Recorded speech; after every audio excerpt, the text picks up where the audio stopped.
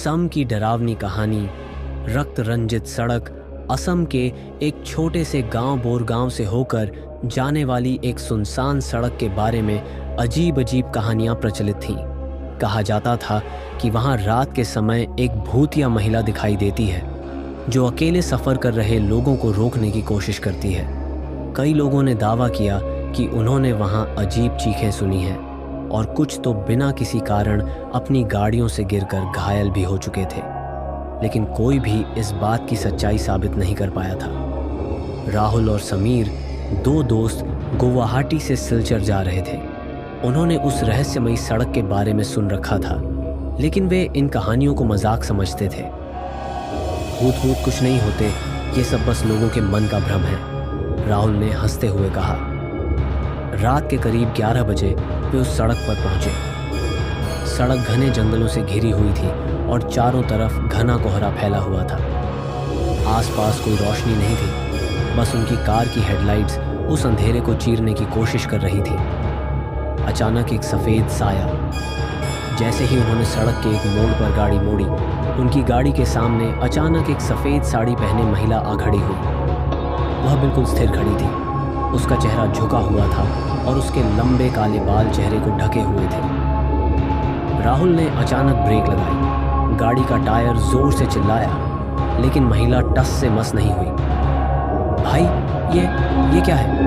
समीर की आवाज़ कांप रही थी। राहुल ने धीरे धीरे कार का दरवाज़ा खोला और उस महिला से पूछने की कोशिश की, आपको मदद चाहिए? लेकिन महिला कुछ नहीं बोली। फिर अचानक उसने अपना चेहरा ऊपर उठाया। उसकी आंखें गहरी काली थीं और मुंह से खून टपक रहा था। भूतिया आतंक की शुरुआत। राहुल घबराकर तुरंत गाड़ी में वापस बैठा और दरवाज़ा बंद कर दिया। चलो यहाँ से, उसने चिल्लाते हुए कहा। लेकिन जैसे ही उसने गाड़ी आगे बढ़ानी चाहिए, महिला अचानक गाड़ी के बोनट पर कूद गई। ये सच में कोई इंसान नहीं है, समीर ने चीखते हुए कहा।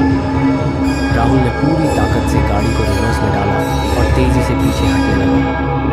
लेकिन तभी उन्होंने देखा कि वह महिला हवा में तैरते हुए उनकी ओर बढ़ रही थी। गाड़ी का इंजन बंद हो गया। अचानक गाड़ी का इंजन बंद हो गया। हेडलाइट्स बुझ गईं और अब चारों तरफ घना अंधेरा था। फिर उन्होंने सुना एक भयानक चीख। समीर की सांसें तेज हो गईं। राहुल के हाथ कांपने लगे। वे गाड़ी को दोबारा स्टार्ट करने की कोशिश कर रहे थे, लेकिन गाड़ी चालू नहीं हो रही थी। वह उनके बेहद करीब आ गई। अचानक कार की खिड़की के पास किसी के खरोंचने की आवाज़ आई। समीर ने धीरे धीरे खिड़की की ओर देखा। वह महिला खिड़की के बाहर झुकी हुई थी और उसकी काली आंखें सीधे समीर की आंखों में घूर रही थीं। राहुल, हमें यहां से भागना होगा। समीर लगभग रो पड़ा। राहुल ने पूरी ताकत से गाड़ी का इग्निशन घुमाया। गाड़ी स्टार्ट हो गई। भाग निकलने की कोशिश। राहुल ने गियर बदला और पूरी ताकत से गाड़ी दौड़ा दी।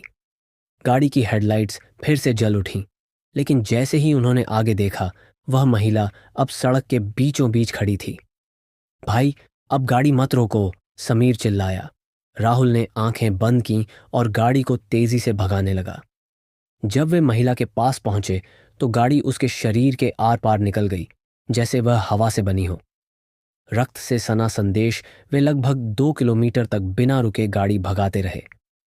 फिर जब उन्होंने पीछे मुड़कर देखा तो सड़क बिल्कुल खाली थी। क्या वो सच में भूत थी? समीर ने कांपते हुए पूछा। राहुल ने कुछ नहीं कहा।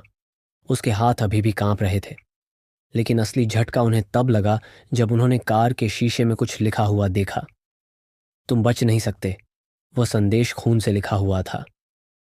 अंत उस रात के बाद राहुल और समीर ने कभी भी उस सड़क पर सफ़र नहीं किया। उन्होंने कई बार कोशिश की कि वे यह सोचें कि यह सब उनका भ्रम था, लेकिन कार पर लिखा खून भला भ्रम कैसे हो सकता था?